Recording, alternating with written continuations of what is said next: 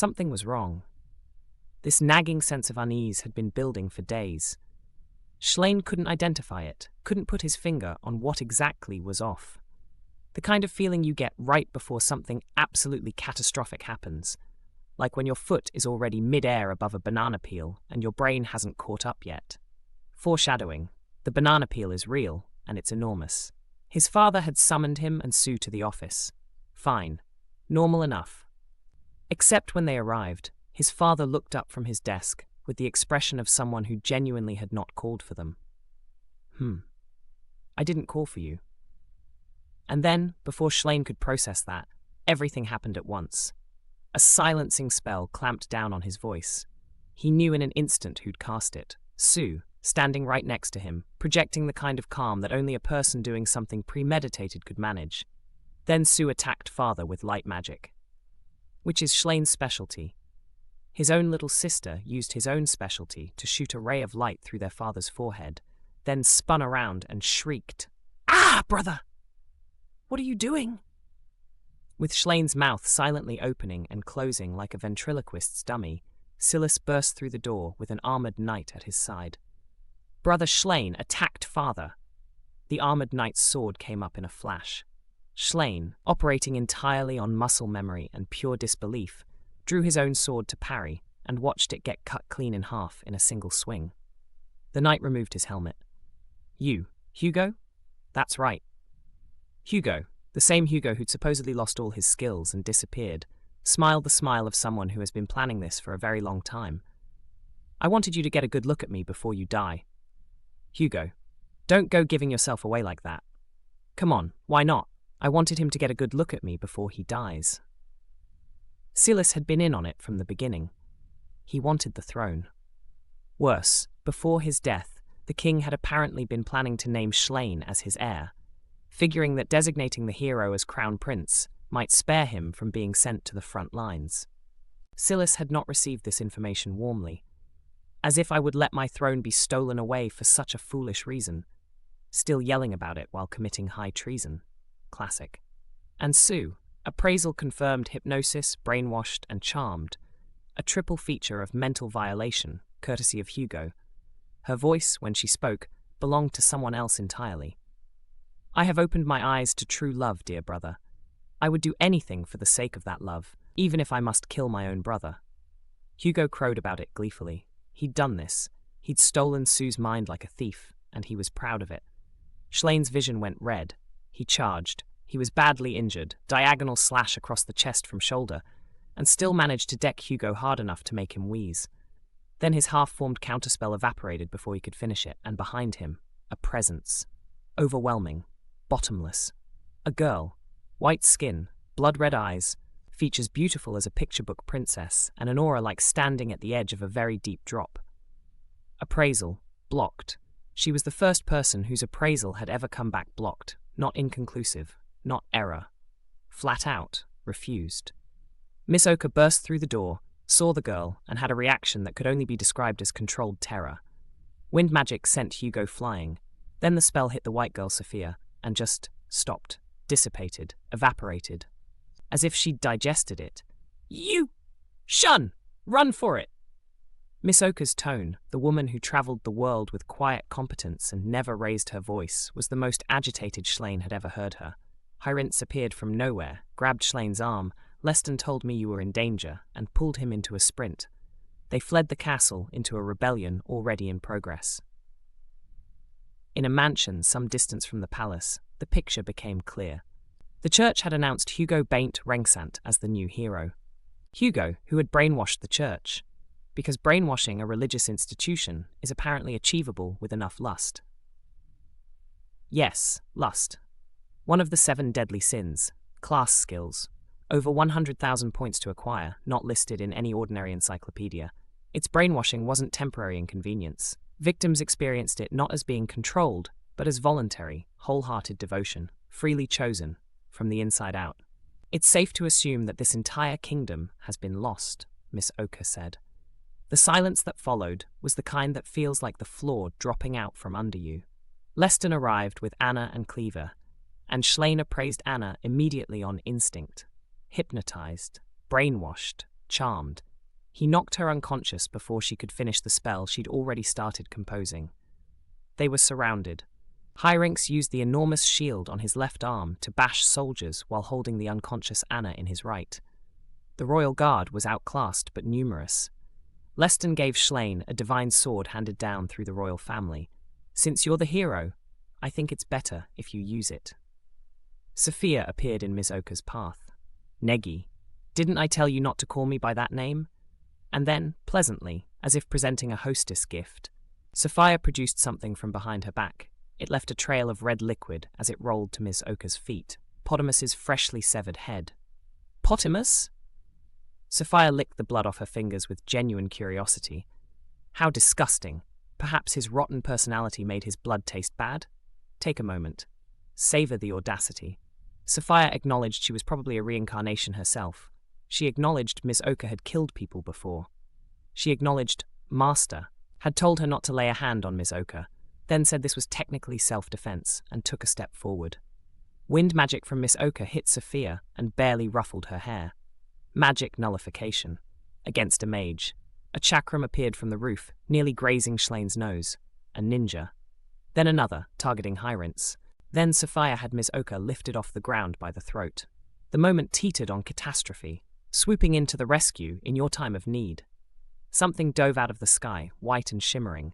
Light magic bombed the soldiers and ninjas. Sophia dodged, releasing Miss Oka. A white worm landed in front of Shlain. Wings, glittering. A true hero always shows up late. Faye? She'd been a black, wingless earthworm. Now she was a white light worm with wings. Because a hero's familiar undergoes special evolution when the hero's title is inherited, apparently. Hyrynx. The world is full of surprises. Faye grabbed Shlain and Hyrynx in her claws and simply took off. No asking. Airborne now. Below them, Sophia stood unharmed in the aftermath of Faye's breath attack. Looking up, they fled, leaving Leston and Clevea behind. Meanwhile, in a different part of the story entirely. Ooh! Since gaining levels netted me 200 skill points, it's time for a new Evil Eye skill. Heavy Evil Eye increases gravity on targets in her field of vision. Combined with Cursed Evil Eye, which she was already using to drain HP and SP, and Paralyzing Evil Eye, which stopped targets cold, she now had a triple threat combo. Gravity them down, curse them weak, freeze them solid. Triple threat Evil Eye. She was very pleased with herself. Now the question was, how to use her shiny new gravity skill while descaling a fire dragon corpse. I was thinking, what do I lack, if anything? Muscle, of course. When the Z warriors trained in super high gravity, they became strong enough to defeat their ultra-powerful enemies. Yeah. I get what you're saying, information brain, but it's making descaling kinda difficult. The whole point is to get used to it by keeping it active all the time. Great idea. Good luck, body brain. Let's try 1,000 times the gravity next. No, that'd kill me. She compromised. Continuous low gravity application. All the time. Just enough to make everything slightly laborious. When she eventually turned it off in battle, she'd get a remove the power limiter moment. She fully intended to yell, "Release restraints," when this happened. She couldn't actually speak, but she knew what she meant. This plan went smoothly until she obtained gravity resistance from using the skill on herself constantly, which began counteracting the training effect. Damn it. Then space perception went off. Not from a monster, from a distortion in the air. Teleportation. Something appeared. A very dark man. Black armor so fitted it looked like part of his skin. Dark face, dark hair, red eyes. Appraisal, blocked. She knew immediately, she couldn't win. He was on a different level entirely. And yet, bizarrely, she felt, not fear, exactly, a strange kinship. And for reasons she couldn't explain, a faint irritation. He spoke, she understood none of it. Then a smartphone dropped onto the ground between them, a smartphone, without triggering detection at all. Hello, this is Administrator D speaking. Two voices simultaneously, one in Japanese, one in the language the dark man had been using. D conducted a short conversation with the man, whose expression cycled through suppressed alarm and resignation. He sighed, teleported away. Thank you for waiting. I've had a word with my friend there, so he shouldn't be bothering you anymore. Wait, who are you? I am D. She tilted her head. Yes, I did. Wait, what? Did you just read my mind? Yes, that's an invasion of my privacy. Well, since you can't speak, I had to take temporary measures. Monitoring isn't the most pleasant way to put it. I think spectating would be more fitting. Whatever, you're a stalker. I suppose. I simply never get tired of watching you. It clicked. D. The wisdom skill message. The name she'd heard. Yes, that was a reward for how hard you've worked. So what's your goal? Amusement, that's all. I am this world's most evil god. The most unsettling part wasn't the claim. It was how immediately and completely she believed it. Her body was shaking of its own accord, an involuntary acknowledgement that this was true. Nothing pleases me more than watching people struggle and suffer. Was this whole world made for your entertainment? I'm afraid not. From this world's point of view, I am an outsider. She pressed for more. Dee declined. If you knew everything, it would be quite boring, so please continue to entertain me by struggling with everything you have. The smartphone vanished. No distortion in space, no detection, just gone. The Dark Man, she would later learn his name was Guliadistodias, had been an administrator Dee sent away. If she got too far out of line, he might not be so easily dismissed next time. Dee was definitely an administrator, someone who managed the skill system. Opposing them would be like trying to stop a meteor. She'd just keep leveling up. Her skill roster evolved considerably en route. Shadow magic hit level 10, derived dark magic. Poison synthesis maxed, produced medicine synthesis. Poison magic maxed, derived healing magic. One man's poison is another man's cure. She chose not to examine this philosophically. She could now heal herself at will, enormous. Heretic magic maxed, the derived skill, taboo. Her heart stopped momentarily. Checking later, already at level 9. She chose not to think about this. Cursed Evil Eye, Jinx Evil Eye, transfers reduced HP SP from the curse directly to her. Absorbs SP from enemies. Paralyzing Evil Eye, Inert Evil Eye, not paralysis, frozen in time, completely solid. Telescopic Sight, Clairvoyance, X-ray through solid walls. And then Spatial Magic level 9. Long Distance Teleport, instant relocation anywhere she'd been. Exploration range doubled. With Clairvoyance, she spotted a long slope. Going up, she'd crossed the middle stratum. She'd survived the lower stratum, the fire, the mother encounter, the dragon, the evil god visit. She'd survived all of it. Good to see you again, upper stratum. I missed you and your breathable temperatures. Meanwhile, from an entirely different perspective, she watched the other her fight Shun. The other her, the brainwashed her, was flinging flame magic at him without hesitation. It wasn't working. It had never worked. There had always been a gap in their abilities, small when they were young, growing as they grew. She'd felt jealousy. Then, watching how hard Shun worked, she'd felt only respect. She was Kanata Ushima, formerly. A man, in the life before this one. Now, a woman. Soul of one, body of another.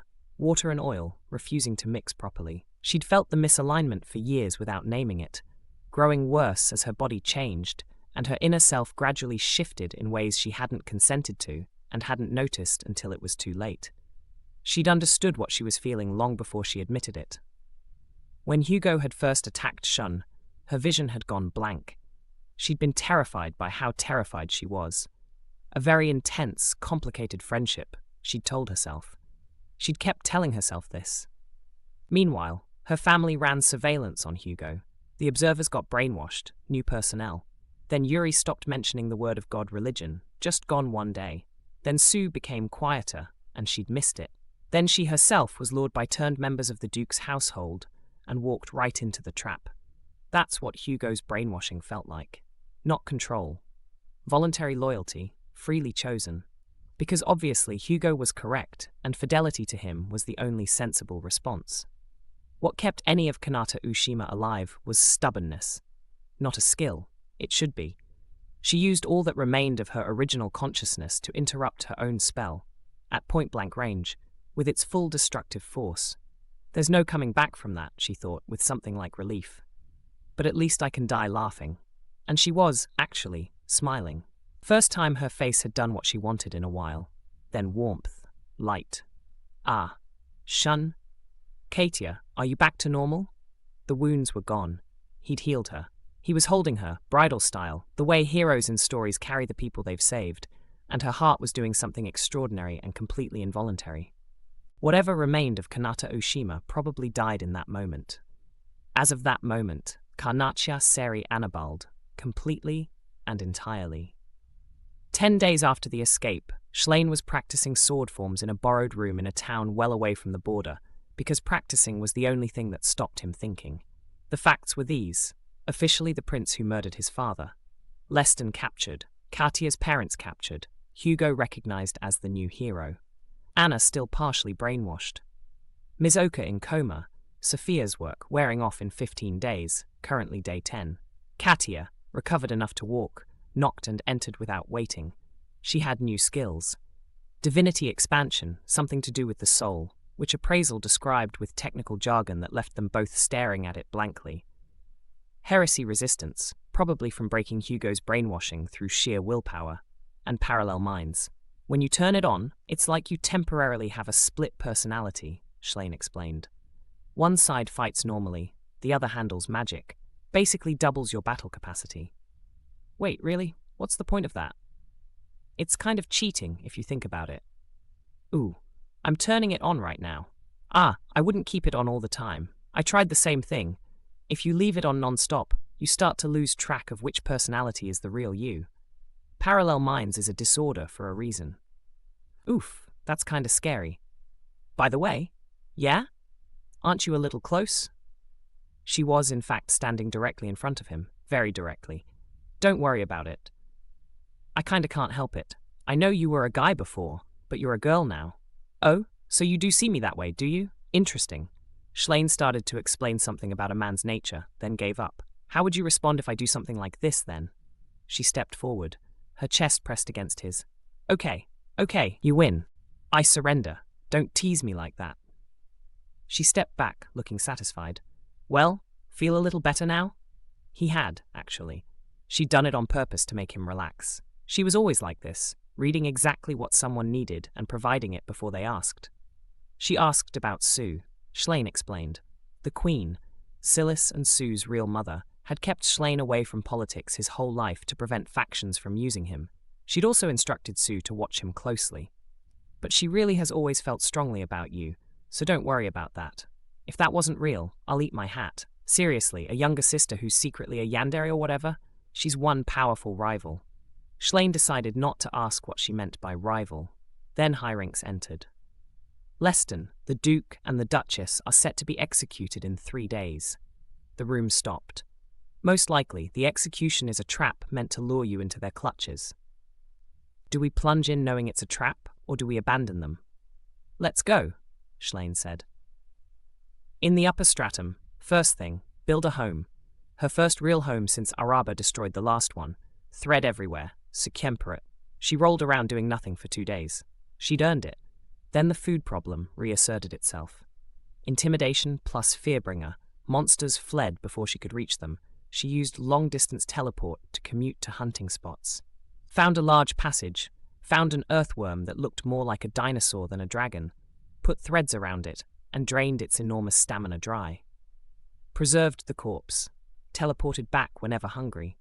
The labyrinth's monsters had, it turned out, formed something like a collective agreement to stay as far from her as possible. The Great Elru Labyrinth Upper Stratum Monsters.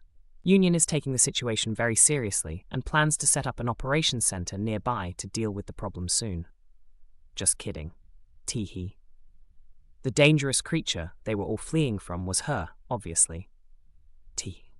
While commuting to her earthworm, she encountered humans for the first time since she'd come up here. A group had wandered into the large passage. One of them, a stoic-looking older fellow, the type who'd seem cool smoking a cigarette even in a dungeon, looked up at exactly the moment she appeared. She turned off evil eyes in the same instant. Good thing, too. If she'd kept staring at him with evil eyes active, the world would be down one stoic cigarette smoker, just like that. She was the angel she was. They yelled and ran. She stood in the passage considering what this meant for her plans to eventually leave the labyrinth. Not great, probably. What she didn't know, those humans were Rengsant Empire Knights, dispatched to investigate a monster outbreak in the labyrinth. The guide assigned to lead them had opened the briefing with essentials: 30 days rations minimum, antidote essential, fire-based light sources, and delivered with practiced calm. Oh, and why not write a letter to your family? This will probably be a long journey. The knights were predominantly second and third sons of noble families, desperately motivated. They'd travelled 13 days to the outbreak area, found 0 monsters, everything had already fled, then entered the large passage out of thoroughness. There, they found an enormous spiderweb with the half-eaten corpse of an earthworm caught in it. And then a small black spider with scythe-shaped legs appeared in the web behind them. The captain said, "Retreat." They ran. Nobody lost. One knight quietly identified the creature afterward. Zoa-Ela. An ill omen. He hadn't expected them to be that terrifying. They left the labyrinth immediately. Days later, clairvoyants picked up something in a nearby passage. 5 adventurers, a snake, 2 already down. The 2 who were still fighting looked like they were losing. The healer's speed wasn't enough to outpace the poison. She could wait for the snake to finish them and then take the snake herself. That was the tidy option. She'd never have to interact with anyone. Yeah, she couldn't do that. Even with her personality, basic moral principles had made the trip through the reincarnation. She dashed, used dimensional maneuvering to land directly on the snake's head, swung her scythe with cutting enhancement, stat boosts, and deadly poison attack all layered on top. The snake's HP hit 0 before it registered what had happened. Level 19, level 20. Evolution unlocked.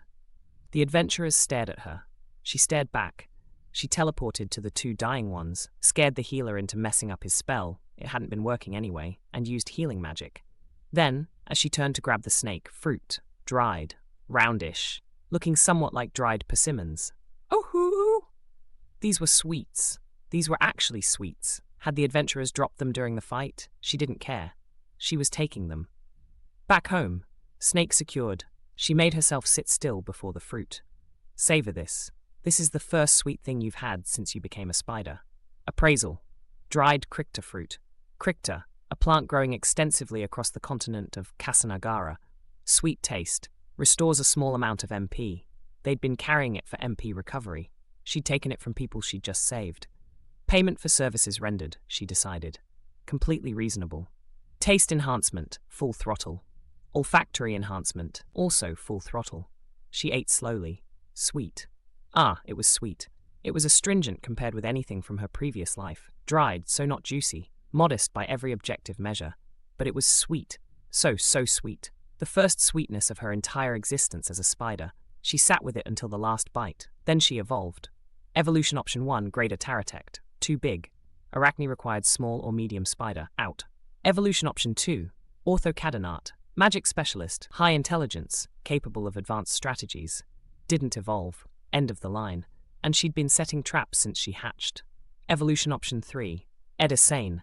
Higher evolution of Zoa-Ela. Just 1 step below an evolution approaching Queen Taratect class. The name was positioned near the top of the entire evolutionary tree.